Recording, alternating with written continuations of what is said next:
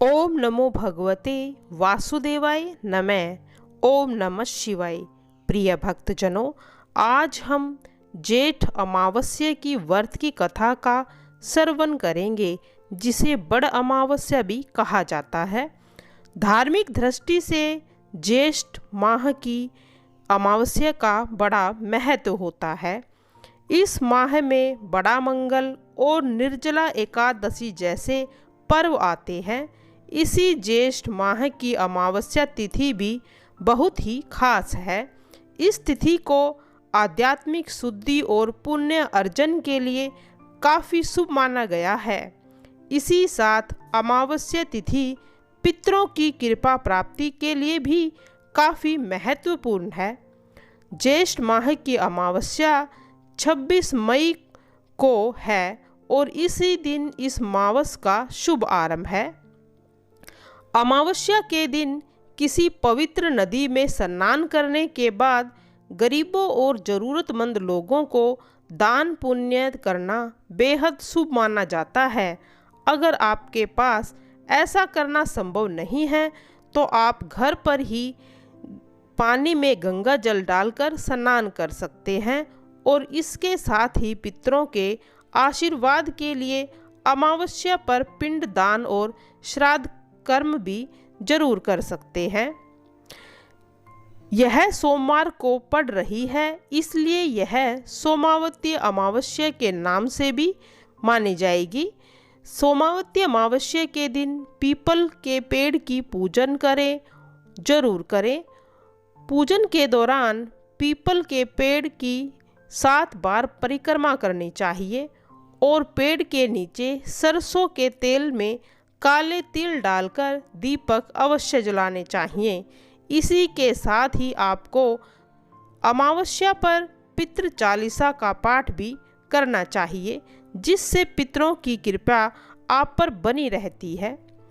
सोमावती अमावस्या के दिन दान पुण्य का विशेष महत्व है। ऐसे में आप पितरों की कृपा प्राप्त करने के लिए गरीबों और ज़रूरतमंद लोगों को अन्न, धन और वस्त्र को दान कर सकते हैं।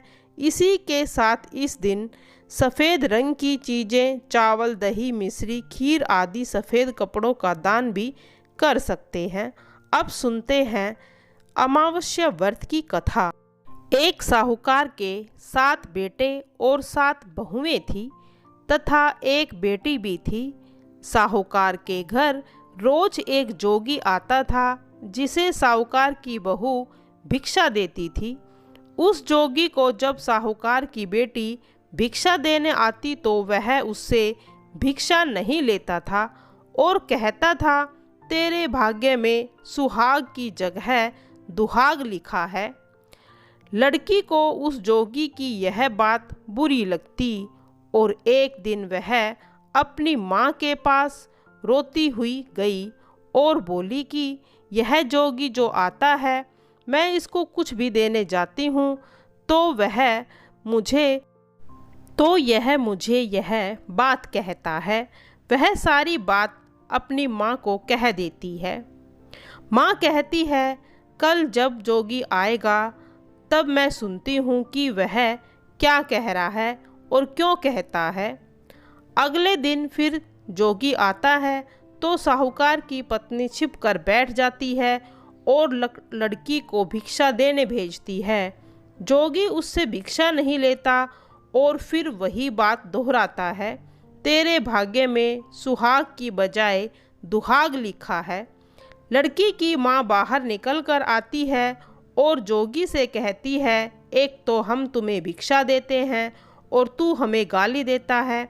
जोगी कहता है, मैं गाली नहीं दे रहा, मैं तो सच कह रहा हूँ। जो इसकी भाग्य में लिखा हुआ है वह मैं ही सच बता रहा हूँ। सारी बातें सुनने पर लड़की की माँ कहती है, जब तुझे सारी बात पता ही है तो इससे बचने का उपाय भी पता होगा, वह बता। जोगी कहता है, 7 समुंदर पार एक धोबिन रहती है जिसका नाम सोना है। वह अमावस्या का व्रत करती है। अगर वह आकर इसे फल दे दे तब इसका दुहाग टल सकता है, अन्यथा विवाह के समय सर्प के काटने से इसके पति की मृत्यु हो जाएगी। सारी बात सुनकर माँ रोने लगी और सोना धोबिन की तलाश में घर से निकल गई। चलते चलते रास्ते में तेज धूप पड़ रही थी, जिससे बचने के लिए वह एक वृक्ष के पीपल के नीचे बैठ गई। उसी वृक्ष पर एक गरुड़ ने अपने बच्चे का घोंसला बनाया हुआ था। वहाँ एक सांप आया और गरुड़ के बच्चे को खाने के लिए लपका, लेकिन साहूकारनी ने उस सांप को मारकर बच्चों की रक्षा की। कुछ देर बाद गरुड़नी आई और सब जगह खून देखकर साहूकारनी को चोंच मारने लगी। साहूकारनी बोली, एक तो मैंने तेरे बच्चों को सांप से बचाया है और तू मुझे ही मार रही है। सारी बातें जानने पर गरुड़नी बोली, तूने मेरे बच्चों की रक्षा की है, इसीलिए मांगना चाहती है वह मांग।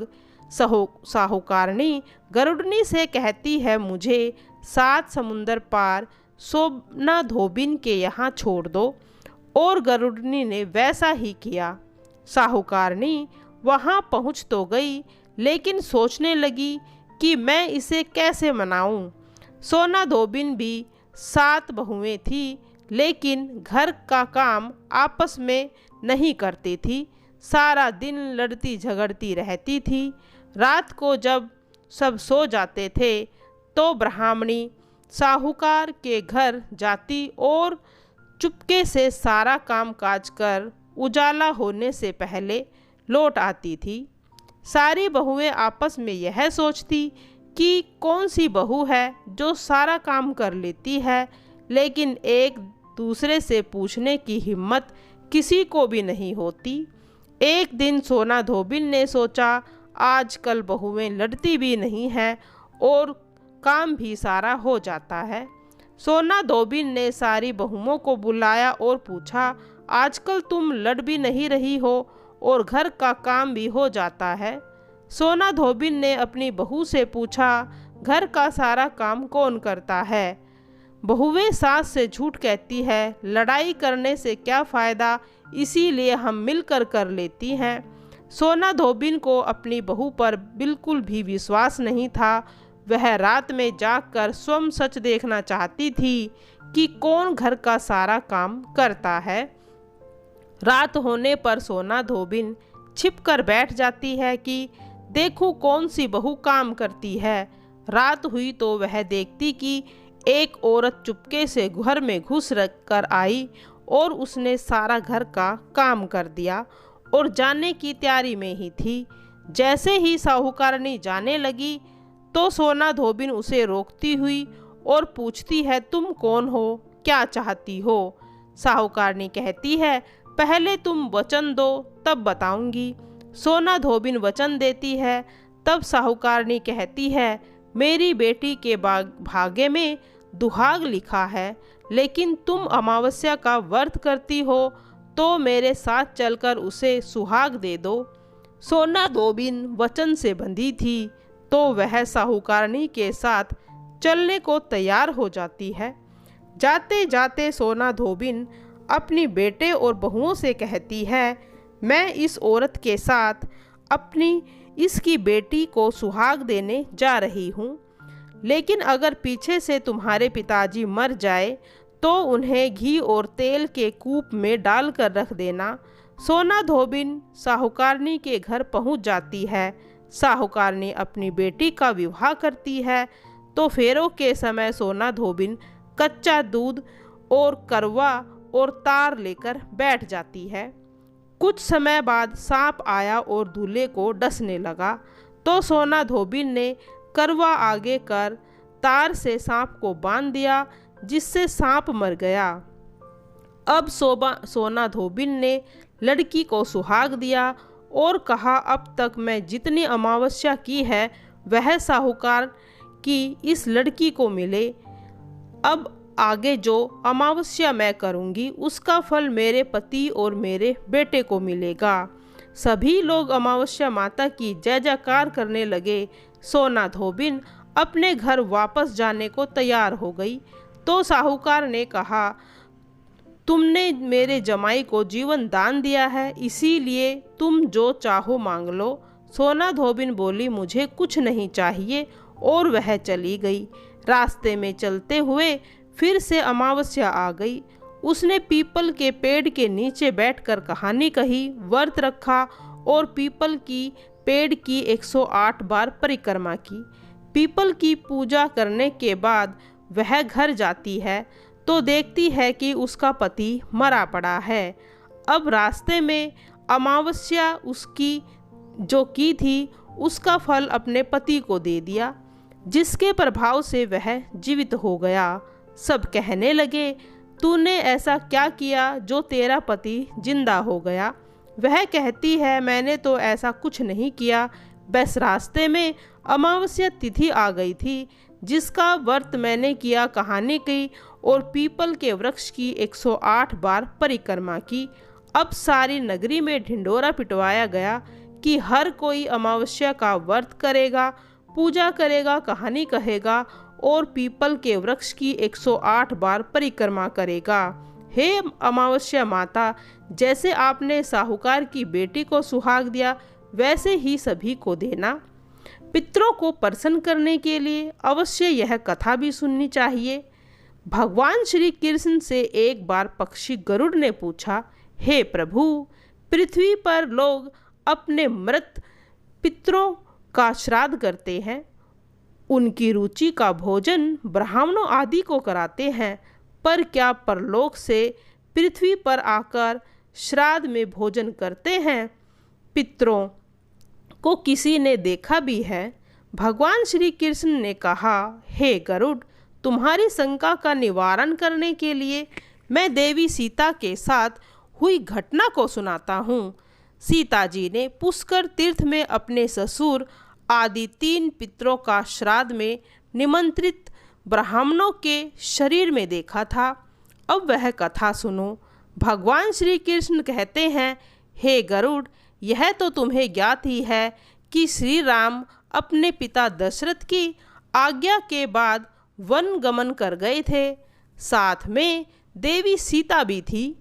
बाद में श्री राम को यह पता लग चुका था कि उनका पिता उनके वियोग से ही शरीर को त्याग कर चले गए हैं। जंगल जंगल घूमते सीता जी के साथ श्री राम जी ने पुष्कर तीर्थ की भी यात्रा की। अब यह श्राद्ध का अवसर था। ऐसे में पिता का श्राद्ध पुष्कर में हो, इससे श्रेष्ठ क्या हो सकता था। तीर्थ में पहुंचकर उन्होंने तैयारी आरंभ कर दी। श्री राम ने स्वयं विभिन्न शाक, फल और अन्य उचित खाद्य सामग्री एकत्रित की। जानकी भी भोजन तैयार करने में लगी हुई थी। उन्होंने एक पके हुए फल को सिद्ध करके श्री राम जी के सामने उपस्थित किया।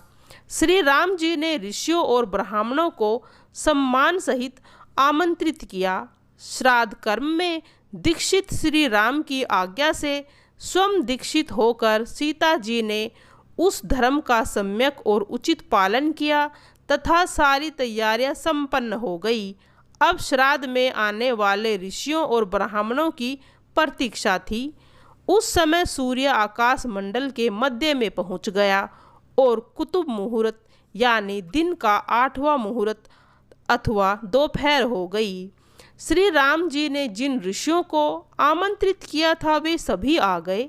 श्री राम जी ने सभी ऋषियों और ब्राह्मणों का स्वागत और आदर सत्कार किया तथा भोजन करने के लिए आग्रह किया। ऋषियों और ब्राह्मणों को भोजन हेतु आसन ग्रहण करने के बाद जानकी अन्न परोसने के ब्राह्मणों को भोजन हेतु आसन ग्रहण कराने के बाद जानकी अन्न परोसने के लिए वहां आई। उन्होंने कुछ भोजन बड़े ही भक्ति भाव से ऋषियों के सामने पत्तों से बनी थाली में परोसा। वे ब्राह्मणों के बीच भी गई, पर अचानक ही जानकी भोजन करते ब्राह्मणों और ऋषियों के बीच से निकली और तुरंत वहां से दूर चली गई। सीता जी लताओं के मध्य में छिपकर बैठ गई। यह क्रियाकलाप श्री राम जी देख रहे थे। सीता के इस करते से श्री राम जी कुछ चकित हो गए। फिर उन्होंने विचार किया कि ब्राह्मणों को बिना भोजन कराए। शायद सीता लज्जा के कारण वहाँ से चली गई है। सीता एकांत में जा बैठी। फिर श्री राम जी ने सोचा, अचानक इस कार्य का क्या कारण हो सकता है। अभी यह जानने का समय नहीं है। जानकी से इस बात को जानने से पहले मैंने इन ब्राह्मणों को भोजन कराना चाहिए, फिर उनसे बात का कारण पूछना चाहिए। ऐसा विचार कर श्री राम जी ने स्वयं उन ब्राह्मणों को भोजन कराया। भोजन के बाद ऋषियों को विदा करते समय भी श्री राम जी के मस्तक में यह बात बार बार कचोट रही थी कि सीता जी ने ऐसा अप्रत्याशित व्यवहार क्यों किया। उन ब्राह्मणों के चले जाने पर श्री राम जी ने अपनी प्रियतमा सीता जी से पूछा, ब्राह्मणों को देखकर तुम लताओं की ओट में क्यों छिप गई? उचित नहीं जान पड़ा। इससे ऋषियों के भोजन में व्यवधान हो सकता था, वे कुपित भी हो सकते थे। श्री राम जी बोले, हे सीता, तुम्हें तो ज्ञात है कि ऋषियों और ब्राह्मणों को पितरों के प्रतीक माना जाता है। ऐसे में तुमने ऐसा क्यों किया? इसका कारण जानने की इच्छा है, मुझे विलंब बताओ। श्री राम के ऐसा कहने पर सीता माँ मुंह नीचे कर कर सामने हो खड़ी हो गई और अपने नेत्रों से आंसू बहाते हुए बोली, हे नाथ, मैंने यहाँ जिस प्रकार देखा आश्चर्य हुआ, तो आप भी सुने। इस श्राद्ध में उपस्थित ब्राह्मणों के बीच मैंने दो महापुरुषों को देखा जो राजा जैसे प्रतीत हो रहे थे। ऋषियों और ब्राह्मणों के बीच सजे धजे राजा महाराजा जैसे महापुरुषों को देख मैं अचरज में थी। तभी मैंने आपके पिताश्री के दर्शन किए। वह भी सभी तरह के राजसी वस्त्र और आभूषण से सुशोभित थे। आपके पिता को देखकर मैं बिना बताए एकांत में चली आई थी। मुझे न केवल लज्जा का बोध हुआ, वरना मेरे विचार में कुछ और भी आया। तभी निर्णय लिया, हे प्रभु, पेड़ों की छाल, वल्कल और मर्ग चर्म धारण करके मैं अपने ससुर के सम्मुख कैसे जा सकती थी? मैं आपसे यह सत्य कह रही हूँ। अपने हाथ से राजा को वह भोजन कैसे दे सकती थी जिसके दासों के दास भी कभी ऐसा भोजन नहीं करते। मिट्टी और पत्तों आदि से बने पत्रों में अन्न को खाकर मैं उन्हें रखकर कैसे दे सकती थी? मैं तो वही हूँ जो पहले सभी प्रकार के आभूषणों से सुशोभित रहती थी और उनके पिताश्री मुझे वैसी ही स्थिति में देख चुके थे। आज मैं इस अवस्था में उनके सामने कैसे आ सकती थी? इससे उनके मन को बहुत ही दुख होता। मैंने उनके दुख में उनको कैसे देख सकती थी? क्या यह कहीं से उचित होता? इन सब कारणों से हुई लज्जा के कारण मैं वापस हो गई और किसी भी की दृष्टि मुझ पर न पड़े इसी सघन लता में आकर बैठ गई। गरुड़ जी बोले, हे भगवान, आपकी इस कथा से मेरी शंका का निवारण हो गया कि श्राद्ध में पितृ साक्षात प्रकट होते हैं और वे श्राद्ध का भोजन करने वाले ब्राह्मणों में उपस्थित रहते हैं। अब हम सुनेंगे 3 पनौती अमावस्या माता की व्रत कथा। एक गांव में सास और बहू अकेले रहती थी। उनका बेटा विदेश में कमाने के लिए गया हुआ था। सास और बहू बहुत प्रेम से रहती थी। दोनों एक दूसरे की देखभाल किया करती थी। एक दिन बहू ने खाना नहीं खाया, तब सास पूछने लगी, बेटा, आज तुमने खाना क्यों नहीं खाया? तब बहू कहने लगी, सासू माँ, आज मेरा अमावस्या माता का व्रत है, इसलिए मैंने भोजन नहीं किया। अब सास ने कहा, बहू, यह व्रत क्या होता है? इस व्रत को करने से क्या फल मिलता है? मुझे भी बताओ। तब बहू कहने लगी, सासू माँ, अमावस्या माता का व्रत करने से पुण्य मिलता है, घर में धन धान्य भरा रहता है, सुख शांति बनी रहती है, सुहाग अटल रहता है तथा पुत्र की प्राप्ति होती है। इस तरह से 3 पनौती अमावस्या का माता का व्रत रखा जाता है। इस व्रत में हर वर्ष अलग अलग खाना खाया जाता है। भगवान विष्णु के मंदिर में चढ़ावा चढ़ाया जाता है, फिर किसी ब्राह्मण को दान दक्षिणा दी जाती है। इस व्रत में पहले साल शक्कर, घी, चावल से बना खाना खाया जाता है। पहले साल व्रत होने के बाद 1.25 किलो चावल, 1 कटोरी घी और 1 कटोरी शक्कर का दान किसी ब्राह्मण देवता को दान में दिया जाता है। दूसरे साल घी शक्कर से बना खाना खाया जाता है। इसी तरह जब दूसरे साल का व्रत पूर्ण हो जाए तब 1.25 किलो घी, 1 कटोरी शक्कर और 1 कटोरी शक्कर किसी मंदिर में चढ़ाया जाता है या किसी ब्राह्मण को देते हैं। तीसरा साल गुड़, तिल और घी से बने व्यंजन खाने चाहिए। जब तीसरे साल व्रत का पूर्ण हो जाए तब आधा किलो तिल, गुड़, 1 कटोरी घी किसी मंदिर में चढ़ाया जाता है या ब्राह्मणों को दान दिया जाता है। सासू माँ, इसे ही 3 पनौती अमावस्या व्रत कहा जाता है। फिर बहू कहने लगी, माँ जी, इस व्रत का संकल्प लेने के बाद इसे पूरा करना जरूरी होता है। अगर पूरा नहीं कर सकते तो घर में वाद विवाद और झगड़े हो जाते हैं, अशांति हो जाती है। तब सासू माँ कहने लगी, बहू, मेरी तो उम्र हो गई है, तू ही इस व्रत को कर। तब बहू इस व्रत को आरंभ करती है। एक दिन बहू किसी के कहने पर गेहूं से बनी रोटी खा लेती है। इस पर अमावस्या माता इस पर नाराज हो जाती है और सास बहू जो मिलकर रहती थी उनमें झगड़ा होने लग जाता है। सभी गांव वाले हैरान हो गए कि इनके घर में कभी भी झगड़ा नहीं होता है, यह सब क्या हो रहा है। सास अपनी बहू को कहने लगी, जब से तू हमारे घर में बहू बनकर आई है, हमारे तो घर की लक्ष्मी ही रूठ कर चली गई है, हमारे लिए बिल्कुल शुभ नहीं है। तब बहू ने कहा, माँ जी, आपके घर की लक्ष्मी चली गई है तो मुझे बताओ वह कहाँ मिलेगी, मैं लक्ष्मी को लेकर आऊँगी। तब सासू माँ कहने लगी, बहू, लक्ष्मी तुम्हें समुंदर के बीच भगवान विष्णु के पैर दबाते हुए मिलेगी। तब यह बात सुनकर बहू घर से निकल पड़ती है। माँ जी, अब तो मैं लक्ष्मी जी को लेकर ही वापस आऊँगी, वरना तो मैं इस घर में पैर नहीं रखूँगी। ऐसा कहकर बहू लक्ष्मी जी की खोज में चली गई। जब बहू लक्ष्मी की खोज के लिए निकली तब उसे बीच रास्ते में गाय मिली। गाय पूछने लगी बहू से कि तुम कहाँ जा रही हो। तब बहू कहने लगी, हे गाय, मेरी सास कहती है कि मेरे आने से घर में अन्न धन की कमी हो गई है और उनकी घर की लक्ष्मी चली गई है, मैं उन लक्ष्मी को लेने जा रही हूँ। तब गाय माता कहने लगती है, बेटी, अगर तुम जा ही रही हो तो भगवान से मेरे बारे में भी पूछ लेना। तब बहू कहने लगी, ठीक है गाय माता, मैं तुम्हारे बारे में भी पूछ लूँगी। तब गाय माता कहती है, जब मेरा बछड़ा होता है तभी मर जाता है, वह जिंदा नहीं रहता। तू लक्ष्मी जी से पूछ लेना कि आखिरकार मेरे साथ ऐसा क्यों हो रहा है, मैंने ऐसे कौन से कर्म किए थे जिसकी सज़ा मुझे मिल रही है। तब बहू कहने लगी, गाय माता, मैं आपके बारे में भी ज़रूर पूछ कर आऊँगी। ऐसा कहकर बहू आगे बढ़ गई। जब आगे बढ़ी तब रास्ते में उसे घोड़ी मिली जिसके गले में घंटी बंधी हुई थी।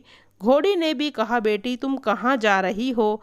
तब वह बोली कि मैं तो लक्ष्मी जी को लेने जा रही हूँ। ऐसा कहकर बहू आगे बढ़ गई। आगे जाते ही बहू को एक अंधा और बहरा बुजुर्ग मिला। उसने भी बहू से अपनी समस्या का